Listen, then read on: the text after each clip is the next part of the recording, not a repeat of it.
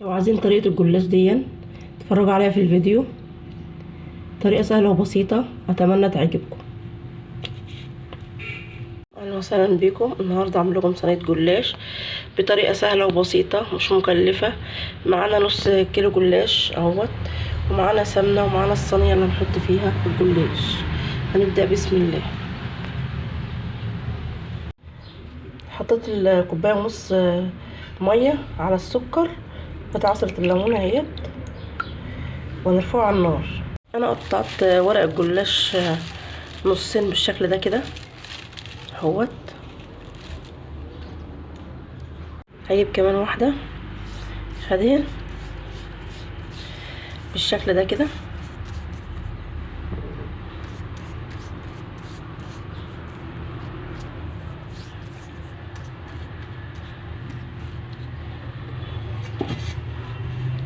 هنلفها كده بالشكل ده كده.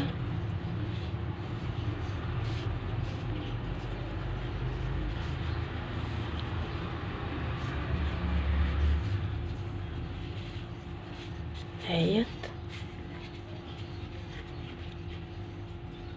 بالشكل ده.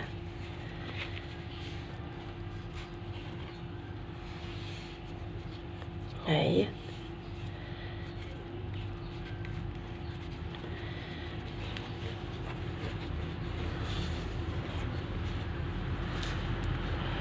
بالشكل ده كده.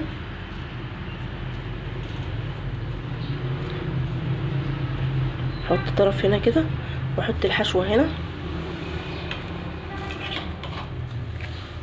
الكاستر، واقفل عليها بالشكل ده كده، وهلف اهي. هنلف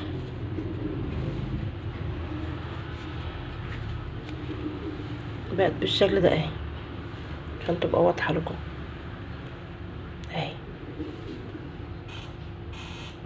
وارصها في الصينيه دي شكل اهوت، واعمل شكل تاني بطريقه اسهل. نفس لفه الجلاش، هنقطعها دواير وبس كده، هتبقى كده هي بس بالشكل ده كده.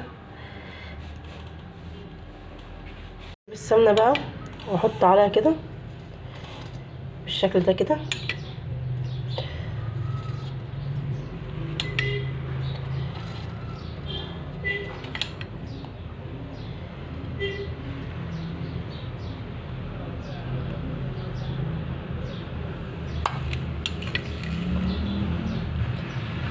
بالشكل ده.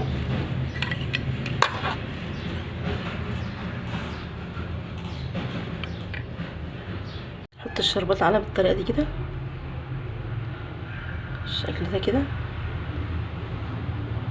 اتمنى يعجبكم الفيديو والطريقه تعجبكم. هزينها بالكاستر بالشكل ده كده، بالشكل ده كده.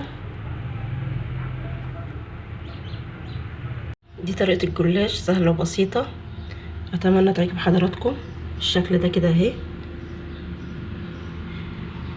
بنص كيلو جلاش بس عمل كميه كبيره بالشكل ده كده اهو. اتمنى الفيديو يعجب حضراتكم.